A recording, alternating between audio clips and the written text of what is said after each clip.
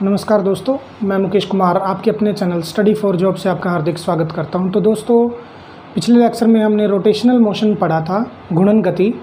तो उसका अगला पार्ट आज हम करेंगे। आज दो टॉपिक लेकर आया हूं आप लोगों के सामने मैं। तो पहले तो ये बताइए, रोटेशनल मोशन का आप लोगों ने क्वेश्चन जो मैंने दिया था वो किसी ने भी नहीं किया ना, किसी का भी कमेंट नहीं आया किसी भी बच्चे का। तो दोस्तों ऐसे मत किया करो, क्वेश्चन को सॉल्व किया करो, ठीक है। चलो मैं करवा देता हूँ, वैसे भी अगर आप लोगों से नहीं भी हुआ है तो देखिए दिया क्या हुआ था, थीटा दिया हुआ था T4 T³ T² और 2। फाइंड ओमेगा, अल्फ़ा, VT और AT, ठीक है। R दिया हुआ था जिसमें कि R गिवन था और T भी गिवन था, ठीक है। तो करना क्या था, ओमेगा करना था। ओमेगा क्या था, ओमेगा क्या था बच्चों, यही था ना दोस्तों। जैसे V जो होता है हमारा ds/dt होता है ना, ऐसे ही होता है V। इस तरह से ओमेगा हमारा dθ/dt हो जाएगा। तो d थीटा क्या, थीटा क्या था, d/dt लिख के हम यहाँ थीटा की वैल्यू पुट कर देंगे। T4 + T³ + T² + 2 ये था, ठीक है। तो अब क्या करेंगे, इसको डिफ्रेंशिएट कर देंगे तो ओमेगा की वैल्यू निकल आएगी। ओमेगा था, इसको डिफ्रेंशिएट करेंगे 4t³ + 3t² + 2t और 2 का इसका 0 हो जाएगा डिफ्रेंशिएशन करने पे, ठीक है। ये आ गया। अब इसमें क्या करेंगे, t की वैल्यू पुट कर देंगे, put the value of t in this equation, ठीक है। तो 2 इसमें पुट कर देंगे तो 4 × 2 का क्यूब + 3 × 2 का स्क्वायर + 2 × 2, ये था ना। तो अब क्या निकल के आया इसमें, ओमेगा की वैल्यू निकल के आई 4 × 2 का क्यूब 8 होता है, 3 × 4 का क्यूब 4 का स्क्वायर 2 का स्क्वायर 4 होता है +4, ठीक है। अब इसमें से क्या करेंगे, इसमें से देखो 4 × 8 = 32, 3 × 4 = 12, 32 + 12 + 4 यानी कि 48 ओमेगा का वैल्यू आ गया। ओमेगा की वैल्यू कितनी आ गई, 48। ओमेगा की यूनिट मैंने बताया था रेडियन/सेकंड होता है दोस्तों। इस तरह से करना था, बताओ कितना इजी क्वेश्चन था। आप लोगों ने अटेम्प्ट ही नहीं किया दोस्तों, ऐसे नहीं काम चलेगा, किया करो प्लीज़, ठीक है। नेक्स्ट पूछा हुआ था हमसे अल्फ़ा। अल्फ़ा क्या होता है, dω/dt। जैसे AdV/dt होता है दोस्तों, ऐसे ही अल्फ़ा होता है dω/dt। dω/dt अल्फ़ा को क्या बोलते हैं, एंगुलर एक्सेलरेशन, और ओमेगा क्या होता है, एंगुलर वेलोसिटी। तो इसीलिए अल्फ़ा dω/dt होता है। तो अल्फ़ा की वैल्यू निकालनी है हमें, तो d/dt लिख के फिर ओमेगा की वैल्यू पुट कर देंगे। ये जो वैल्यू है ये पुट कर देंगे इधर ओमेगा की तरह। क्या है, 4t³ + 3t² + 2t + 2t, यही है ना, 4t³ + 3t² + 2t, ठीक है दोस्तों। तो अब क्या करेंगे, हम इसको भी डिफ्रेंशिएट कर देंगे। इसको डिफ्रेंशिएट करेंगे तो अल्फ़ा निकल आएगा, हमें अल्फ़ा मिल जाएगा। तो डिफ्रेंशिएट करेंगे तो इसका क्या बन जाएगा, 3 × 4 = 12 t² + 6t + 2, ठीक है। अब इसमें t का वैल्यू पुट कर दो। t का वैल्यू कितना था, 2 था ना, तो इसमें पुट कर दो अब। तो अल्फ़ा निकल के आया 12 × 2 का स्क्वायर + 6 × 2 + 2, ठीक है ना, क्लियर है दोस्तों। तो अब अल्फ़ा की वैल्यू आ गई, अल्फ़ा की वैल्यू आ गई 12 × 2 का 4 हो जाएगा + 6 दूनी 12 और +2 कर दो। अब 12 × 4 = 48 और 12 × 60 और 2 = 62। इधर से अल्फ़ा कितना आ गया, 62। इसका क्या यूनिट था, रेडियन/सेकंड², जिस तरह मीटर/सेकंड² होता है। क्लियर है दोस्तों, कोई डाउट है तो पूछ लीजिएगा। ऐसे करना था। अब AT और निकालना था। AT कैसे निकालते हैं, और VT निकालना। पहले VT कैसे निकालेंगे, V = क्या होता है, v equals to R omega होता है दोस्तों, तो V T equals to R कितना है 2 दे रखा है ना, 2 इंटू ओमेगा का वैल्यू कितना है 48 इंटू 48 यानी 96 वी टी की वैल्यू मिल गई। अब ओमेगा की alpha acceleration tangential acceleration A T का वैल्यू क्या होगा, ए टी क्या होगा आर अल्फ़ा। जैसे आर ओमेगा ये है, इसके रिलेशन ये है, मैं पहले पिछले लेक्चर्स में करवा चुका हूँ, जो पहली बार देख रहा है वो पिछले लेक्चर्स को देख लेना, तभी ये समझ आएगा दोस्तों। ठीक है, आर अल्फ़ा क्या है, आर कितना है 2 है और अल्फ़ा कितना निकाला हमने 62, तो इससे क्या निकल कर आएगा, ए टी निकल कर आ जाएगा इससे 124, तो ये ए टी की वैल्यू मिल जाएगी हमें। ठीक है, यही था क्वेश्चन। देखो क्लियर है दोस्तों, कोई डाउट हो तो प्लीज़ कमेंट सेक्शन में कमेंट कर दीजिएगा, देख लो एक बार, नोट कर लो, या फिर आप स्क्रीनशॉट भी ले सकते हो। क्लियर है दोस्तों, चलो अब हम आज नया टॉपिक करेंगे दोस्तों। आज नया टॉपिक होगा हमारा, अच्छा और इम्पोर्टेंट टॉपिक है एग्ज़ाम पॉइंट ऑफ व्यू से, उसमें से भी क्वेश्चन आ सकता है। हम कोई भी टॉपिक नहीं छोड़ेंगे, अपनी तरफ से पूरा करेंगे। अगर वीडियो आप लोगों को पसंद आ रहा है तो दोस्तों लाइक कीजिएगा, ज़्यादा से ज़्यादा शेयर कीजिएगा, सपोर्ट करो दोस्तों, चैनल को जल्दी से जल्दी ग्रो कराओ। आज हम टॉपिक करेंगे रोटेशनल मोशन का ही पार्ट है ये, आज जो करने वाले हैं हम moment of inertia. Moment of inertia बहुत इम्पॉर्टेंट टॉपिक है, इससे क्वेश्चन आ सकता है। हम कुछ भी नहीं छोड़ेंगे, आज सारे टॉपिक करके चलेंगे। ठीक है, मोमेंट ऑफ इनर्शिया इसको क्या कहते हैं, मोमेंट ऑफ इनर्शिया को क्या बोलेंगे बताओ, मोमेंट ऑफ इनर्शिया को क्या कहेंगे, जड़त्व। हिंदी में वैसे बहुत अजीब सा नाम है इसका, जड़त्व प्रवृत्ति, जड़त्व प्रवृत्ति, ये हिंदी में इसका नाम है, जड़त्व प्रवृत्ति या जड़त्व घूर्ण, जड़त्वा घूर्ण भी कह सकते हैं, जड़त्वा घूर्ण। ठीक है, हिंदी से ये है दोस्तों, गूगल से नाम निकाला था ये मैंने, अब आप लोग देख लीजिएगा। ठीक है, जड़त्वा घूर्ण। मोमेंट ऑफ इनर्शिया क्या होता है असल में, सबसे पहली बात तो ये होती है, मोमेंट ऑफ इनर्शिया जो है ये क्या होता है कि जब कोई भी बॉडी है, मैंने लीनियर मोशन में आप लोगों को सिखाया था, जो Newton's laws of motion, Newton's laws of motion में मैंने आप लोगों को ये बताया था कि कोई भी बॉडी है ना तब तक मोशन में रहती है जब तक उस पर कोई एक्सटर्नल फोर्स ना लगे। ठीक है, जिसमें जड़त्व का नियम बताया था, उसका बिल्कुल अपोजिट है, एक तरह से अपोजिट तो नहीं कह सकते लेकिन उसी तरह से ही है, रिलेटेड है उसी से।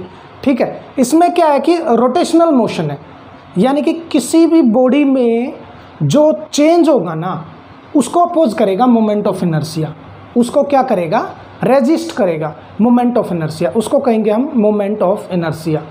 जैसे कोई भी बॉडी अगर मोशन में है ना तो उसको रेस्ट पे लाने के लिए, रेजिस्ट करने के लिए जो मोमेंट हो गया वही मोमेंट ऑफ इनर्शिया कहलाएगा। ठीक है, उसी को मोमेंट ऑफ इनर्शिया कहेंगे दोस्तों। ठीक है, टेंडेंसी टू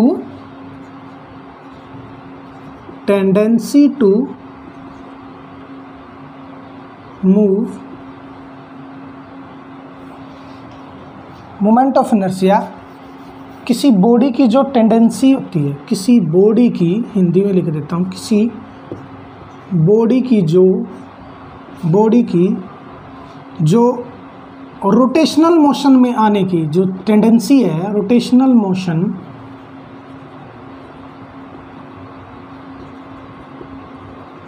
आने की जो टेंडेंसी है या आने के चेंज को रेजिस्ट करता है मोमेंट ऑफ इनर्शिया। ठीक है, मोमेंट ऑफ इनर्शिया। ठीक है दोस्तों, इसका कुछ एग्जाम्पल क्या है, जैसे रस्सी होती है ना, रस्सी पर करतब दिखाते हैं, रस्सी पर करतब दिखाना जो होता है, करतब दिखाना, मतलब मैं बता देता हूँ, आप लोगों को समझा देता हूँ। जैसे रस्सी पे देखा होगा आप लोगों ने, ऐसे इस तरह से डंडा सा होता है, उसको लेके चलता है, कभी इस तरफ वेट होता है, कभी इस तरफ वेट होता है, लेकिन वो सीधा चलता है ना। और मोमेंट ऑफ इनर्शिया जो है ना, उसके परपेंडिकुलर जनरेट हो रहा होता है, उसके परपेंडिकुलर लगता है, ताकि उसको है ना गिरने ना दे, मोशन पे आने के उसको पकड़ के रखे, होल्ड करके रखे, ताकि इसलिए मोमेंट ऑफ इनर्शिया का यही वर्क होता है, ठीक है, ताकि वो बैलेंस्ड रखे, ठीक है। किसी बॉडी की वो टेंडेंसी जो रोटेशनल मोशन में आने को चेंज को रजिस्ट करे, उसको बोलेंगे मोमेंट ऑफ इनर्शिया, ठीक है। मोमेंट ऑफ इनर्शिया को किससे डिनोट करेंगे? मोमेंट ऑफ इनर्शिया जो दोस्त है, ये है दोस्तों, आई से डिनोट करते हैं, ठीक है, आई से डिनोट करते हैं। इसका फॉर्मूला जो होता है m इंटू आर स्क्वायर, और आर हमेशा है ना परपेंडिकुलर होगा मास m के। क्लियर है दोस्तों? मास m के परपेंडिकुलर होगा आर, इस तरह से। ये कोई मास m है, मान लो ये मास m है, ठीक है, इसके परपेंडिकुलर होगा ये एक्सिस है, मान लो ए बी एक्सिस है, ठीक है, ये आर है, ठीक है। अब ये आर है ना, जो आर इसके परपेंडिकुलर है ना ये, ठीक है, आर परपेंडिकुलर टू एम नहीं है, sorry, R perpendicular to M नहीं है। मोमेंट ऑफ इनर्शिया जो है वो परपेंडिकुलर टू एक्सिस होगा,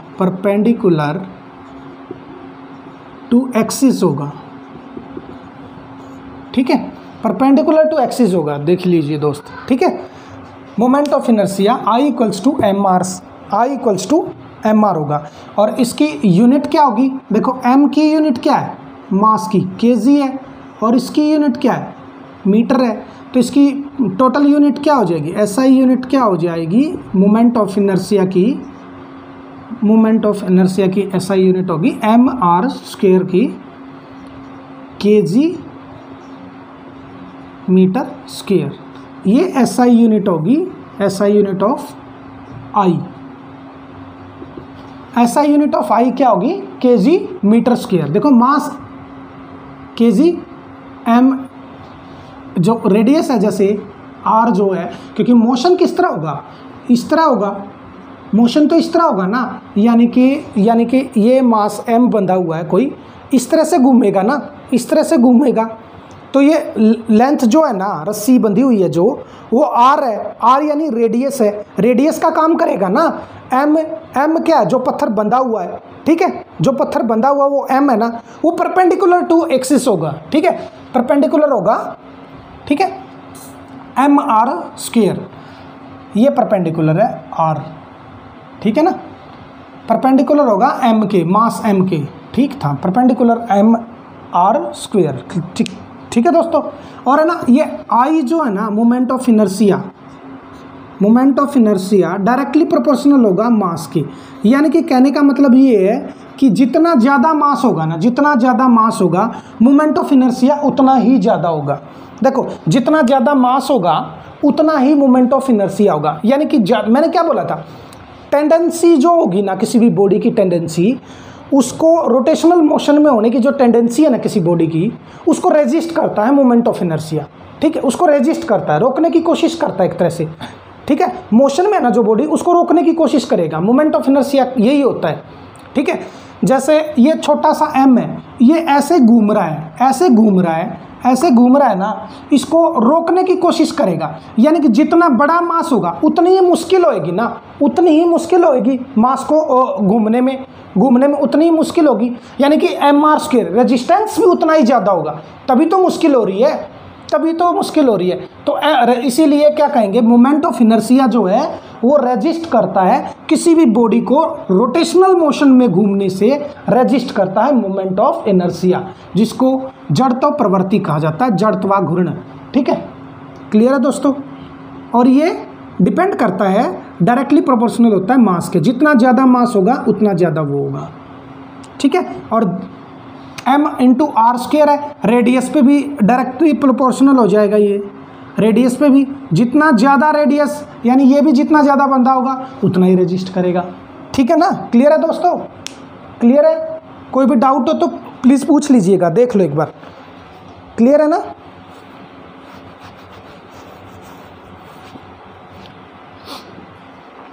चलो नेक्स्ट है I = mr²। इसका यूनिट भी बता दिया, kg मीटर स्क्वायर। ये टॉपिक है, ज़्यादा डिटेल से पढ़ने से कोई फ़ायदा नहीं है, हम सिर्फ एग्जाम पॉइंट ऑफ व्यू से जितना इंपॉर्टेंट है वही करेंगे। ठीक है, अब इससे रिलेटेड है ना क्वेश्चन कर लेते हैं भाई, किस तरह से क्वेश्चन आ सकता है। ये तो मैंने बता दिया मोमेंट ऑफ इनर्शिया होता क्या असल में, क्वेश्चन किस तरह से आ सकता है वो देख लेते हैं अब हम। अगर वीडियो पसंद आ रहा है तो प्लीज़ दोस्तों लाइक कीजिएगा। ठीक है, ये मास m है, ये दूसरा m है, ये तीसरा m है, ये चौथा m है। ठीक है, और इनके बीच की जो डिस्टेंस है वो रख देते हैं हम a, और इसके बीच की डिस्टेंस जो रख देते हैं b। ठीक है, और ये इस एक्सिस के अराउंड घूम रहा है इस तरह से चारों। ठीक है, इस एक्सिस के अराउंड घूम रहे हैं। क्लियर है दोस्तों? अब find the moment of inertia. Find, question है find moment of inertia, moment of inertia, total moment of inertia find out करना है। ठीक है, फाइंड मोमेंट ऑफ इनर्शिया। अब हम क्या करेंगे, देखो इस एक्सिस के around, about an axis, about an axis, axis लिख देते हैं, जैसे ए डी कर देते हैं। ठीक है, ए डी के अराउंड मोमेंट ऑफ इनर्शिया निकालना है हमें। ठीक है, मैं ही करा देता हूँ इसको। देखो सबसे पहले क्या होगा कि एक्सिस ये है, अब हम क्या करेंगे, ये देखो ये पूरा a है तो ये कितना होगा a/2, a/2 होगा ना, क्योंकि मोमेंट ऑफ इनर्शिया क्या होता है m × r², mr² होता है दोस्तों। ठीक है, ये a/2 है, तो अब इस एक्सिस के अराउंड, तो यहाँ से इसको ऐसे घूम रहा है, ये मान लो इसका निकाल लें, यहाँ से घूम रहा है, ऐसे घूम रहा है ना पूरा। ठीक है, तो ये इसके साथ जुड़ा हुआ है, ये इसके साथ जुड़ा हुआ है, तो पहले इसका निकाल लेंगे a/2 के हिसाब से। तो इसका क्या निकलेगा m × r², टोटल निकाल लेते हैं, इसका इसके साथ निकाल लेते हैं। ठीक है, फिर दूसरा इसका इसके साथ निकाल लेते हैं, इसका इसके साथ निकाल लेते हैं, प्लस m × r²। ठीक है, फिर तीसरा इसका इसके साथ निकाल लेते हैं, प्लस m × r²। फिर इसका इसके साथ निकाल लेते हैं, प्लस mr²। ठीक है, अब ये देखो इसके वाले का है ना, जो इसके वाले का m × r कितना है a/2, इसका स्क्वायर कर देंगे दोस्तों। अब इसका सबसे पहले क्या करेंगे, मास तो m सब में कॉमन है ना, तो इसका एक काम करेंगे, ये r1 r2 मान के चलो, कंफ्यूज हो जाएंगे ना फिर हम। ठीक है, अब m इसमें कॉमन ले लेते हैं। अब क्या है r1² plus r2² plus r3² plus r4²। ठीक है, अब ठीक है, क्लियर है दोस्तों? मोमेंट ऑफ इनर्शिया निकाल रहे हैं हम, तो m कॉमन है था, r1 क्या है, ये है, मान लो ये r1 है, ये a/2 है, तो a/2 का स्क्वायर कर देंगे हम। ठीक है, प्लस ये दूसरा कौन सा है, ये है, ये r2 कितना हो गया, ये भी a/2 हो गया, ये a/2 होगा तो ये भी a/2 होगा ना दोस्तों। क्लियर है, तो ये a/2 का स्क्वायर हो जाएगा। अब देखो, अब ये देखो, ये a/2 था, ये भी a/2 था, तो ये भी a/2 होगा, तो सबका a/2 होगा ना, सबका a/2 होगा। क्लियर है? ठीक है, अब ये कितना बन गया, ये देखो m × ये A square by 4, A square by 4 हो जाएगा, plus A square by 4 plus A square by 4 plus A square by 4। Clear है दोस्तों? क्लियर है? अब ये 4 स्क्वायर बाई 4 हो गया, m इंटू 4 स्क्वायर बाई 4, 4 से 4 कैंसिल आउट हो जाएगा, तो मोमेंट ऑफ इनर्शिया फाइनली कितना निकल के आया, m इंटू ए स्क्वायर। क्लियर है दोस्तों? कोई भी डाउट है तो प्लीज़ देख लीजिएगा, कमेंट कर दीजिएगा। क्लियर है ना दोस्तों? देखो इसके हिसाब से इस एक्सिस के अराउंड निकाला इस मास का, इस एक्सिस के अराउंड ही इस मास का, इस मास का और इस मास का। ठीक है, फॉर्मूला है हमारा m इंटू आर स्क्वायर। इसका जो है ना ये एक्सिस है, इसके अराउंड इसका नहीं निकाल सकते और इसके अराउंड इसका नहीं निकाल सकते, यहाँ से इस पॉइंट से नहीं निकाल सकते, इस पॉइंट से निकालना पड़ेगा। क्यों? रीज़न क्या है मैं बता चुका हूँ, क्योंकि जो r है ना वो परपेंडिकुलर होगा m के, r जो परपेंडिकुलर होगा m के। देखो ये मास m है ना, ये मास m है ना, ये r था और ये मास m है, तो ये क्या है, परपेंडिकुलर है ना, परपेंडिकुलर है ना, इसलिए परपेंडिकुलर रेडियस लेना पड़ता है। क्लियर है दोस्तों? इस एक्सिस के साथ है, सॉरी इसके साथ, एक्सिस के साथ बताया था मैंने, इसके साथ, ठीक है, एक्सिस के साथ। क्लियर है दोस्तों? कोई भी डाउट है तो पूछ लीजिएगा। क्लियर है? रब कर दूं?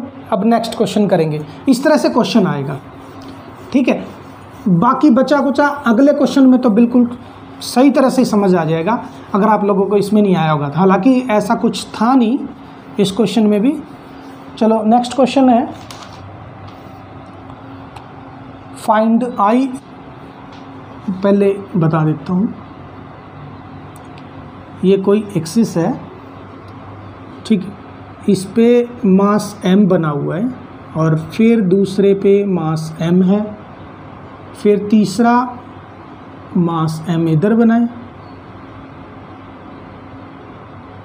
ठीक है, इस तरह से है, और ये AD है, ठीक है, और ये A और इसको D मानो, ये B है, ये C है, ठीक है, और इसकी डिस्टेंस है L। क्लियर है दोस्तों? और ये भी L है, ये भी L है, ठीक है, यानी कि इक्विलेटरल ट्रायंगल है। तो पूछा क्या है कि फाइंड IAD, यानी कि कहने का मतलब क्या, IAD, AD एक्सिस के अराउंड निकालना मोमेंट ऑफ इनर्शिया। ठीक है दोस्तों? क्लियर है ना? Find IAD where AD passes, where AD passes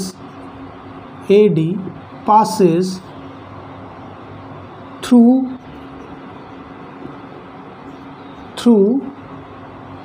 mass m, Hindi में भी बताऊंगा दोस्तों, कोई दिक्कत नहीं, and is in the plane of triangle, the plane of triangle. ठीक है, इसने कहा है कि देखो दोस्तों, AD जो एक एक्सिस है, इस एक्सिस जो ये एक्सिस है ना, ये मास m से पास हो रही है। AD जो है, AD पासिस थ्रू m मास से पास हो रही है। ठीक है, फिर क्या है, प्लेन है, हो गया, और इसके पास जो है ना बाकी के 2 m भी हैं, ठीक है, वो L डिस्टेंस पे है, ये आधी है स्टेटमेंट। ठीक है, अनदर मास इसमें ऐड कर देता हूँ, अनदर मास जो है L डिस्टेंस, दूसरा मास जो है ना L डिस्टेंस पर है, ठीक है, at L distance, another mass at L distance. ठीक है, एक L एट डिस्टेंस पे है point B and same distance at C point, at point C। ठीक है दोस्तों, अब समझ आ गया? पॉइंट P के इस पॉइंट A से बी का डिस्टेंस एल है और बी से फिर सी का डिस्टेंस कितना है, एल है, और फिर और L C to A distance is also L. ठीक है, यानी कि इक्विलेटरल ट्राइंगल बना रही है। ठीक है, अब बताना कि इस x square around moment of inertia क्या होगा, बताओ। मोमेंट ऑफ इनर्शिया इस एक्सिस के अराउंड क्या होगा दोस्तों, कर दोगे?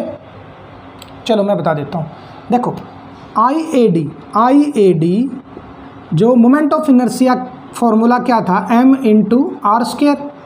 ठीक है, अब हम देखेंगे m इस एक्सिस के अराउंड, इस m का है ना, इस पे क्या है, डिस्टेंस तो कुछ नहीं बढ़ना, यानी कि इस एम आर स्क्वायर का तो a वाले का आई ए जो है प्लस आई बी जो है प्लस आई सी जो है वो निकालेंगे हम।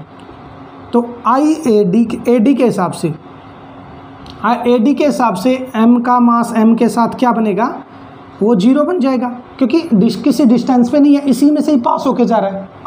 आर जीरो हो जाएगा। आर जीरो होगा तो क्या होगा, देखो ये पॉइंट पे है, इस पॉइंट के हिसाब से देखेंगे ऐसे घूम रहा है, ये ऐसे घूम रहा है, ये तो सेंटर है ना, तो सेंटर पे तो डिस्टेंस है ही नहीं, आर तो होता ही जीरो है, सेंटर पे जीरो होता है तो एम आर स्क्वायर भी जीरो होगा, इसका जीरो हो गया। क्लियर है दोस्तों? अब इसके अराउंड देखेंगे तो एल है ना, ये तो एल है ना, एल है। तो अब देखेंगे, अब ध्यान से देखना, इसका और इसका क्या हो जाएगा, M into L square, M into L square, ये ऐसे घूम रहा है ऐसे, M into L square, L इसका डिस्टेंस है।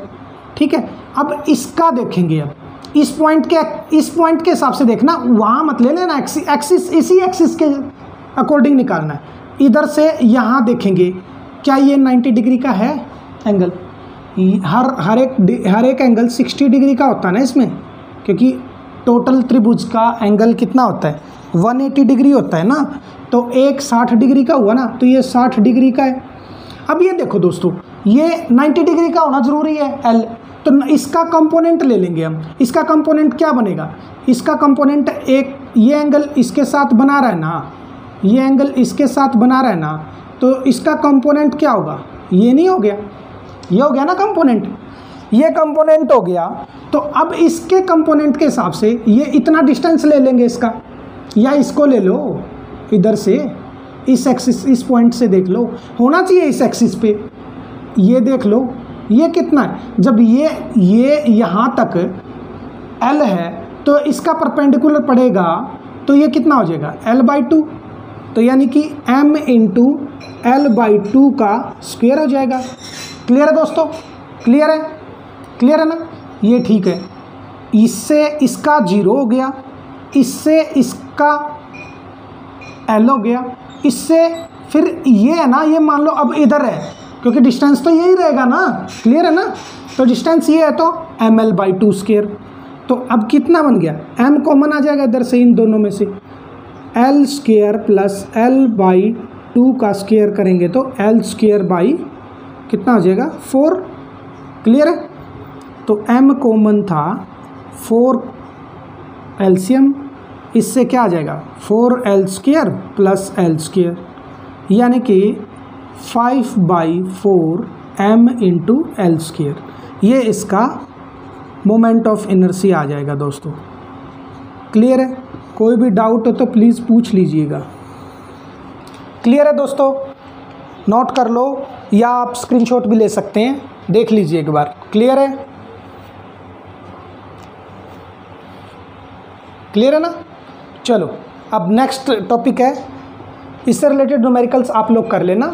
ठीक है, इतना मैंने बता दिया आप लोगों को कि मोमेंट ऑफ इनर्शिया क्या होता है और किस तरह से क्वेश्चन आते हैं। ठीक है, एक एक टॉपिक में ज़्यादा टाइम नहीं लगाएंगे, क्योंकि साइंस का सिलेबस ब्रॉड है, लेकिन मैं एग्ज़ाम से पहले आप लोगों का फिनिश करा दूंगा। ठीक है, फिजिक्स के बाद फिर हम केमिस्ट्री, 2-3 टॉपिक बचे, इसके बाद हम केमिस्ट्री स्टार्ट करेंगे दोस्तों। अगर वीडियो पसंद आ रही है ना तो प्लीज़ लाइक कीजिएगा, ज़्यादा से ज़्यादा शेयर कीजिएगा। ठीक है, नेक्स्ट टॉपिक है हमारा टॉर्क। टॉर्क क्या होता है, अब आज करेंगे हम दूसरा टॉपिक, टॉर्क। ठीक, इसको टाउ से डिनोट करते हैं। ठीक है, टॉर्क, टॉर्क के क्या कहते हैं? बल अघूर्ण, बल अघूर्ण, हिंदी में यही बोलते हैं टॉर्क, बल अघूर्ण, बल अघूर्ण, ठीक है। टॉर्क क्या होता है? देखिए ये क्या है? Amount of turning point.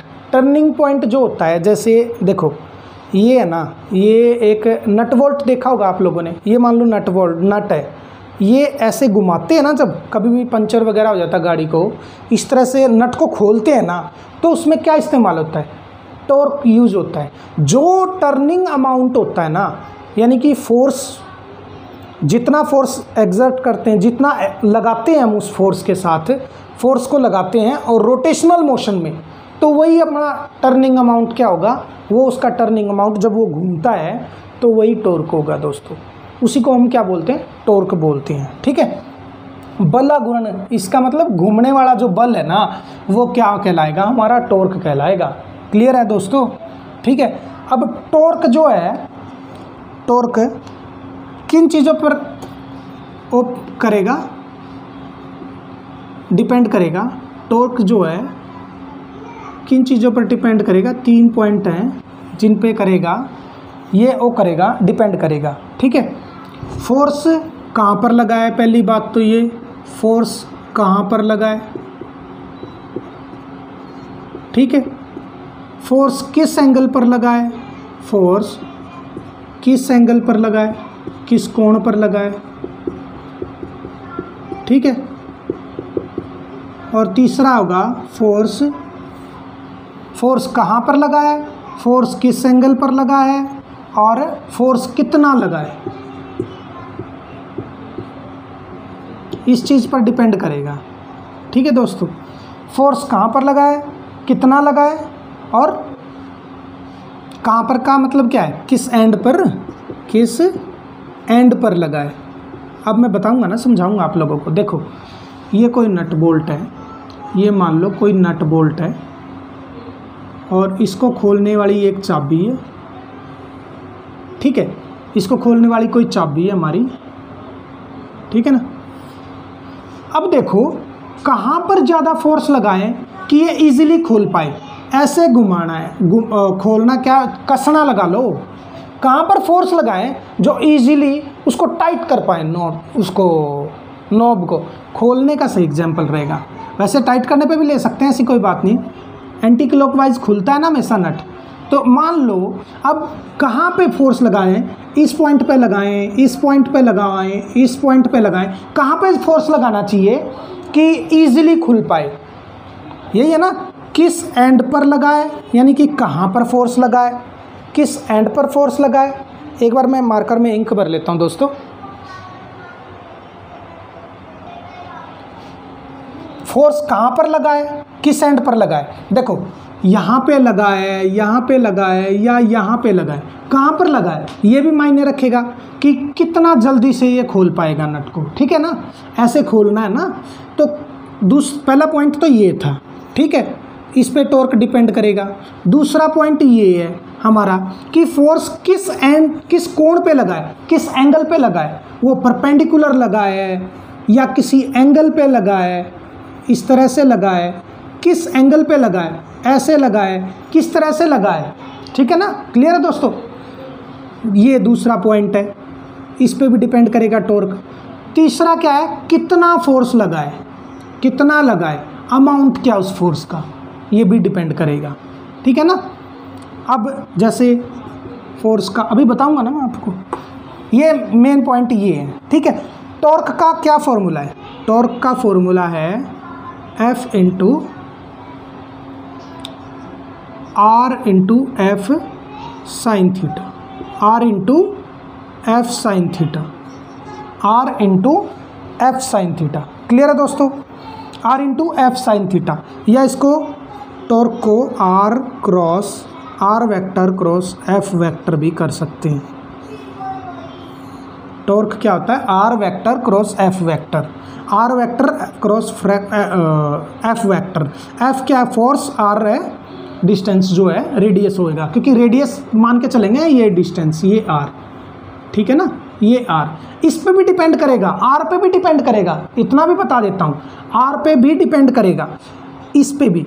देखो कैसे, आर जितना ज़्यादा होगा, क्योंकि टॉर्क जो है डायरेक्टली प्रोपोर्शनल हो गया ना आर के और एफ के, आर के और एफ के, यानी कि आर जितना ज़्यादा होगा, उधर लिख देते हैं, आर जितना ज़्यादा होगा तो टॉर्क भी इतना ज़्यादा होगा, और एफ साइन थीटा जितना ज़्यादा होगा तो भी टॉर्क ज़्यादा उतना ही ज़्यादा होगा।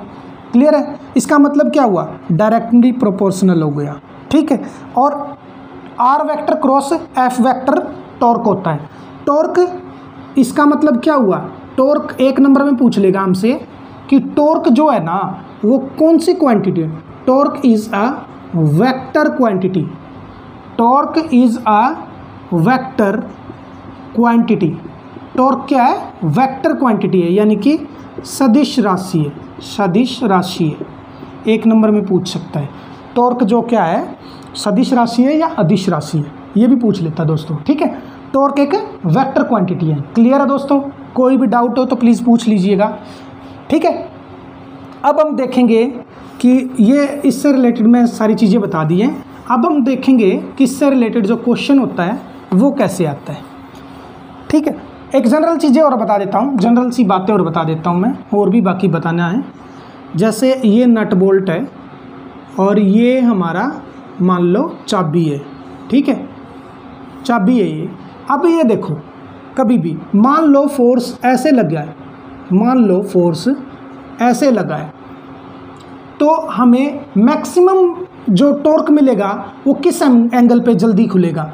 मान लो एक तो एंड पे लगा हुआ हो, ये बातें याद रखना कभी भी। जब जितना हम इससे दूर लगाएंगे ना, इस पॉइंट से, यानी कि पाइवोट पॉइंट से, इस नट से जितना दूर जोर लगाएंगे, यानी कि यहाँ से जोर लगाएंगे तो उतना जल्दी खिलेगा। नंबर पॉइंट नोट कर लीजिएगा, जितना दूर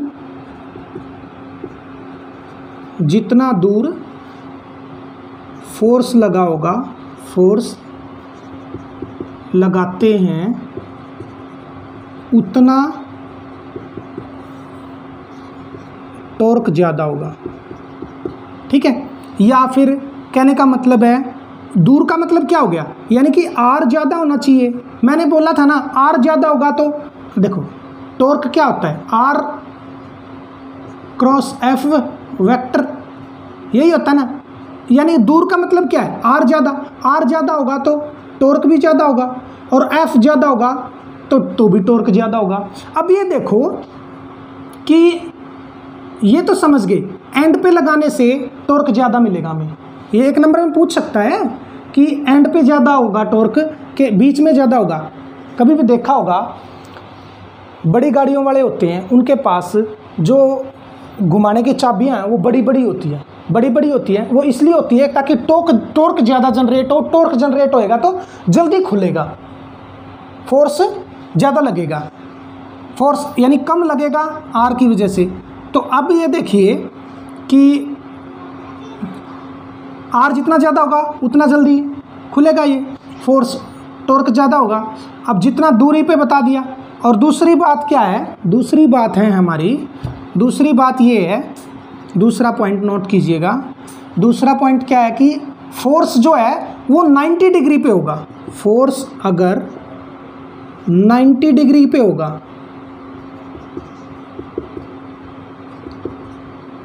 तो टॉर्क ज़्यादा होगा। क्यों होगा, अब ये भी बता देता हूँ मैं। 90 डिग्री पे देखो, किसी एंगल पे लगा तो ये परपेंडिकुलर बनेगा, क्योंकि आर जो है वो परपेंडिकुलर होता है एफ के। आर हमेशा परपेंडिकुलर लेना है एफ के। ये ऐसे होगा ना, ऐसे, लेकिन आर तो ऐसे है ना, आर तो ऐसे है और फोर्स का कंपोनेंट लेना ही है, तो आर परपेंडिकुलर लेना हमेशा फोर्स के, तो टॉर्क ज़्यादा होगा,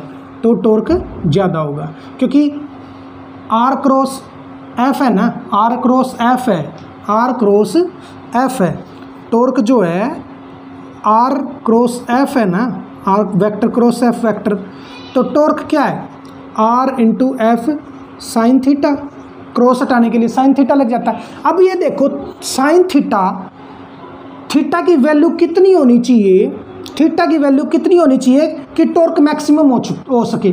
थीटा की वैल्यू कितनी होनी चाहिए, 90 पे ही मैक्सिमम बनेगा ना, इसीलिए फोर्स जो है परपेंडिकुलर लगेगा तो टॉर्क ज़्यादा होगा। हो गया ना दूसरा पॉइंट क्लियर, दूसरा पॉइंट क्लियर हो गया। क्योंकि R vector cross F vector torque होता है, और टॉर्क ज़्यादा कब होगा, जब इस क्रॉस को हटाने के बाद आर एफ साइन थीटा होता है। Sine theta F sine theta की वैल्यू यानी कि थीटा जितना ज़्यादा होगा तो भी टॉर्क ज़्यादा होगा। थीटा जितना यानी कि 90 होगा, सॉरी जितना ज़्यादा नहीं, थीटा अगर 90 होगा तो भी टॉर्क ज़्यादा होगा। क्लियर है दोस्तों, ये मेन पॉइंट थे। अब इससे रिलेटेड एक क्वेश्चन कर लेते हैं। ये मैंने टॉर्क से रिलेटेड जो क्वेश्चन जो चीज़ें थ्योरेटिकल पूछी जा सकती हैं वो भी मैंने बता दिया आप लोगों को।